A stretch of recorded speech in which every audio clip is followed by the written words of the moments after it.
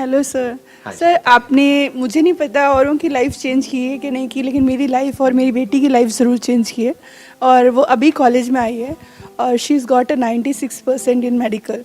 और वो सिर्फ आपकी वजह से हुआ, क्योंकि उसको मैंने आपकी वीडियोस में 4 साल से देख रही हूँ और 4 साल से मुझे एक बात समझ आ गई कि कोई भी बच्चा हो, चाहे वो स्कूल का हो, चाहे वो मेरा खुद का स्टूडेंट हो, उसको इतना खुला छोड़ो कि उसको ये पता चल जाए कि ये करूँगा तो ये गलती मैंने की है, वो अपनी रिस्पॉन्सिबिलिटी खुद ले सके। बिल्कुल ठीक। हम टीचर्स क्या करते हैं कि हम उनकी कमियां तो उनको एहसास करा देते हैं, लेकिन जहाँ पे उनको अप्रिशिएट करना होता है वहाँ पे हम बैक ऑफ कर जाते हैं कि हमारी वैल्यूज़ कम ना हो जाए। Let's give a big hand for thank you very much. बहुत बढ़िया। प्लीज आइए। हेलो सर, मैं थोड़ा सा मतलब इन द सेंस कि मैं ड्रामा पढ़ाती हूँ when it comes to teaching children, क्योंकि हम पढ़ा नहीं रहे होते हैं। एक है इम्प्रोवाइजेशन, एंड आज की डेट में भी बच्चे उस चीज़ को इतना इंजॉय करते हैं क्योंकि वो उनका पर्सपेक्टिव होता है। हम हमेशा मेरा पर्सपेक्टिव, ये देखो, ये मेरे तरीके से देखो, हम हमेशा इस चीज़ में डिफ़र कर जाते हैं कि हम कभी ये नहीं सोचते कि बच्चे का पर्सपेक्टिव क्या है। तो कहीं ना कहीं इम्प्रोवाइजेशन जो पूरा टर्म है, तो वो इसी बात के बारे में बात करता है कि मुझे उस सिचुएशन के बारे में क्या लगता है। तो वहीं से दूसरा टर्म आता है हियर एंड नाउ।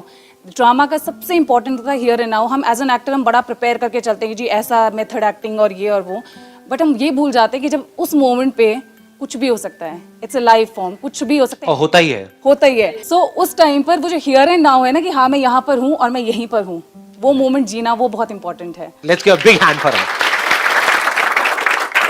आपने जो बातें कही हैं वो बड़ी इंटरेस्टिंग है, और वो सिर्फ जो आप कर रहे हैं वहीं पर रेलेवेंट नहीं है, यानी कि थिएटर में, ड्रामेटिक्स में वहीं पर रेलेवेंट नहीं है, ये ओवरऑल लाइफ में भी बहुत रेलेवेंट है।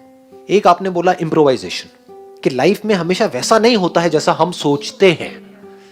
और ये कोई, मैं हवा में बात नहीं कर रहा हूं, ये आप सबका एक्सपीरियंस है, हमारा सबका एक्सपीरियंस है। हमने लाइफ में जैसा सोचा, क्या वैसा हुआ हमारे साथ में? क्या जैसा हम चाहते हैं वैसा होता है? तो जब वो ना भी हो, तो जो है उसी में खुश हो जाना इज इम्प्रोवाइजेशन। इम्प्रोवाइजेशन मीन्स कि कहीं पर कुछ गड़बड़ हो गई है, या कोई सिचुएशन है which is kind of monotonous, कुछ बोरिंग है, उसको इंटरेस्टिंग कैसे बनाया जाए। दूसरा आपने कहा हियर एंड नाउ, इससे बड़ी चीज कोई हो नहीं सकती। तो मे बी अपनी क्लास में कुछ बीच बीच में सिर्फ 5 मिनट के लिए, कि जो है बस उसके बारे में हम बात करेंगे। कुछ ऐसा जो है इस क्लास में, लेकिन आज से पहले किसी ने ऑब्जर्व नहीं किया, आप करो और बताओ। हमें लगता है कि हम जानते हैं, कुछ नहीं जानते हैं। हम ख्यालों की दुनिया में होते हैं, सपनों की दुनिया में होते हैं। मैं आपको ऑनेस्टली बता रहा हूं, अगर अभी आज आप घर जाना, अपने घर जाकर के जिस कमरे में, जिस घर में आप रह रहे हो पिछले 10 साल से, 20 साल से, वहां पर जाकर के इस नजर से देखना अपने उस कमरे को, जिस नजर की मैं बात कर रहा हूं, कि देखता हूं इस कमरे में कुछ ऐसा है जो आज से पहले मैंने कभी ऑब्जर्व नहीं किया है। एक दो नहीं, हजारों चीजें नजर आएंगी। Once we become aware of कि हमारे आसपास में क्या हो रहा है, तो हम ख्यालों की दुनिया से बाहर आ जाते हैं। सारी प्रॉब्लम्स हैं ख्यालों की दुनिया में। जो हम एक्ट नहीं कर पाते हैं सही तरह से अपनी लाइफ में, वो बिकॉज कि हम यहां जीते रहते हैं, यहां नहीं जीते हैं। जो होता है वो हमको दिख नहीं रहा होता है, वो हमको सुनाई नहीं दे रहा होता है। कोई बोल कुछ रहा होता है, हम उसको सोच कुछ रहे होते हैं और उससे लड़ रहे होते हैं, जबकि लड़ने की जरूरत नहीं होती है। बहुत बार सिर्फ सुनना होता है। सुनते कहां है? सुनना सिखाया किसने है? देखना सिखाया किसने है? रटना सिखाया है। देखना कहां सिखाया है? वो जो रटा है उसके बेस पे बोलना सिखाया है। देखना कहां सिखाया है? वी जस्ट अज्यूम कि नहीं, देखना तो आता है। कहां आता है? जो है उसको देखना आता है क्या? तो उस वक्त क्या किया जा सकता है? सिर्फ यहां पर जो है, हर क्लास में कुछ नया। और आई एम 100% श्योर, बच्चे अगर आप उनको मौका दोगे ना, 5 मिनट क्या 5 घंटे तक बोलते रहेंगे।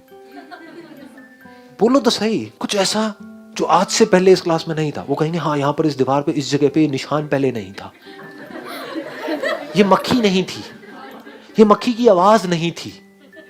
If you are absolutely aware of every single moment in your life, आप देखोगे लोग रोबोट्स की तरह जी रहे हैं। कल मैं एक पार्क में वॉक कर रहा था अपने घर के पास में, वहां पे एक चूहा मरा हुआ था। वो लोगों को पता ही नहीं है। मैं वहां से जा रहा हूं तो मेरे को पता है कि अब वो पॉइंट आने वाला है, तो उससे थोड़ी देर पहले मैं सांस रोकता था, फिर धीरे धीरे छोड़ करके वहां से आगे बढ़ता था।